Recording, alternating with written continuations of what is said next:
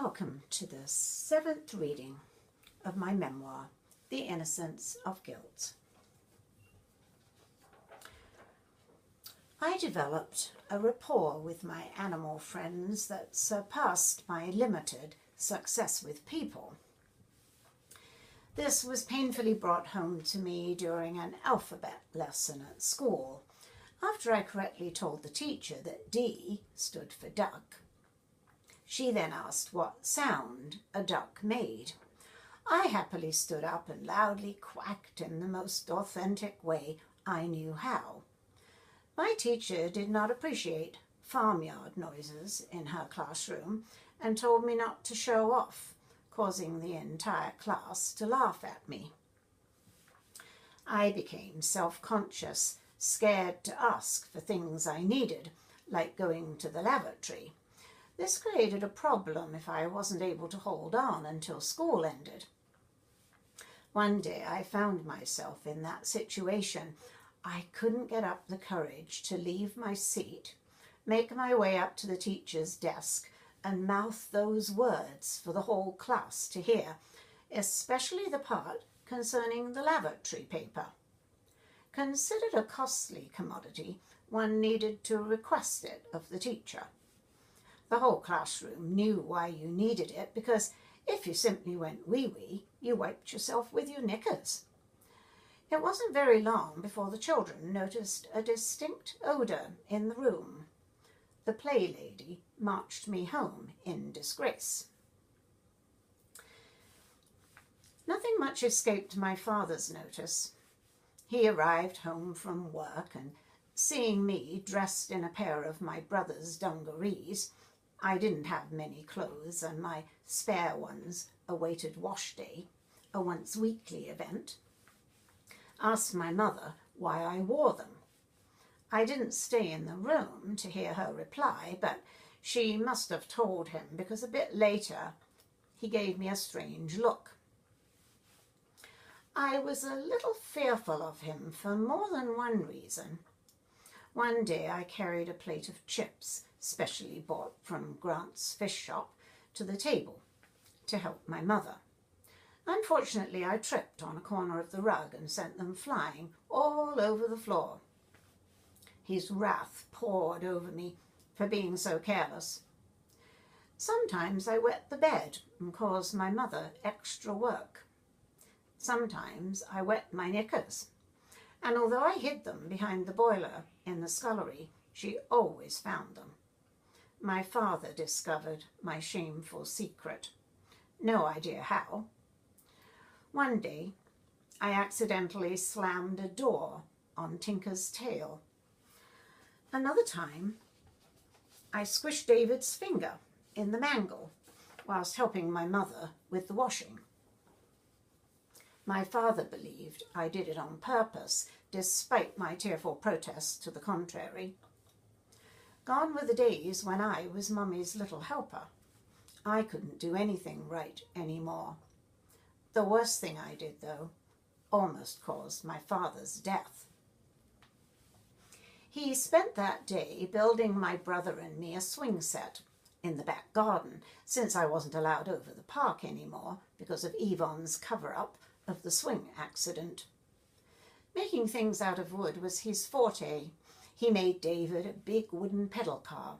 He made me a 4-room doll's house, complete with glass windows, at which my mother hung little curtains.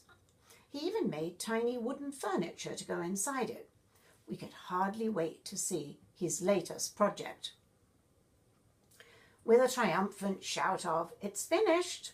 he called us out to see the swing set. It possessed 2 wooden seats hung by chains, similar to the ones at the Castle Park playground. Perfect. I couldn't wait to see how high the swings could go. Reaching over to where he crouched down, picking up his tools, I grabbed one of the seats, pulled it back as far as I could, and released it. A loud thump, and Daddy lay on the ground with his hands to his head. Mummy cried, "Gilbert, Gilbert," and tore into the house, coming back outside with a white enamel bowl which she placed on the ground beside him. Curled up in a ball, he made a terrible noise. She mopped his head with a wet flannel, and when I dared to look, bright red blood filled the bowl to the rim, a whole body's worth. I knew he must be dead, and that I was responsible for it. In a panic, I ran into the house, up the first flight of stairs, into my parents' bedroom, flinging myself onto my bed in despair. I shook and shook and shook. How could I have done that to my daddy? What will happen to me now? A long time passed before I dared creep downstairs. Daddy lay on the settee in the living room by the window, with a dressing on his forehead. He moved slightly and moaned, so he wasn't dead after all. Mummy said his head hurt, so I mustn't go near him. But I wanted to say sorry. More than anything, I wanted to say sorry. He turned on me and said I deliberately hurt him to make his life difficult. I cried and cried until I could barely catch my breath and kept saying, I'm sorry, Daddy. But he wanted nothing to do with me. He refused to forgive me. That incident created the start of a deep emotional rift in our relationship. Little by little, I suspected there must be something wrong with being a girl.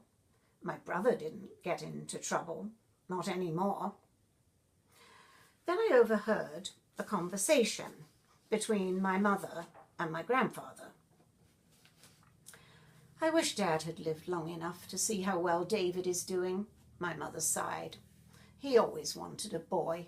He would have loved to see him grow and get to do things with him. Her father had died shortly after David's birth. My parents' wedding photo showed the grandfather I never met standing on the left side of it. My mother didn't wear a wedding dress, too expensive in 1942, and one had to save up coupons for them. She wore a two-piece skirt suit, probably grey, hard to tell in the black and white photo, and a black hat jauntily pinned to one side of her head, her brown hair styled in a short bob. My father wore a dark suit, appearing older than his 37 years, having no hair on top of his head, a little at the sides and back. What happened to your hair, Daddy? I asked him one day. The wind blew it all away, he said in all seriousness. It seemed unlikely, but he insisted. The conversation I overheard indicated a falling out between my mother and her father. She once nurtured hope that the arrival of a grandson might begin to heal it. Obviously, my arrival hadn't managed to. This set me thinking that if I became a boy, maybe I could improve my status in the family. Perhaps that's what's needed, a brand new me. So I stripped all my clothes off and put on some of my brother's, right down to his underpants. They fitted perfectly. I went happily downstairs and presented my new self to the family. My father immediately exploded in rage. What on earth do you think you're doing? He shouted, face red with anger, veins bulging out on his forehead, hazel eyes burning. No chance to explain. He grabbed me by the arm, dragged me back upstairs, where he roughly removed the clothes from my body. The look on his face when he saw the underpants. Look at that, he loudly exclaimed to my mother, who had followed us up the stairs. What is she doing? She's not a boy, she's a girl. Then a diagnosis. There's something not quite right with her. After I finished crying, I did indeed wonder why everything I did ended up causing trouble. My self-consciousness around my father made it increasingly difficult to accept positive attention from him on the odd occasion when he went out of his way to give it to me. Sometimes in the evenings, We all sat and listened to the wireless, family favourites, The Adventures of PC-49, Much Binding in the Marsh and Take It From Here. My father slipped one finger down the back of my blouse and stroked my back while we listened because I liked it. But more and more I grew to dislike it. I didn't enjoy him tickling me anymore until I begged him to stop, carrying me around the house on his shoulders so I could touch the ceiling and fear the fall from such a height, or the fun of standing on his feet and clinging onto his legs while he strode around the room. All those games he occasionally still wanted me to play. I didn't want him touching me anymore, so I shrank from him.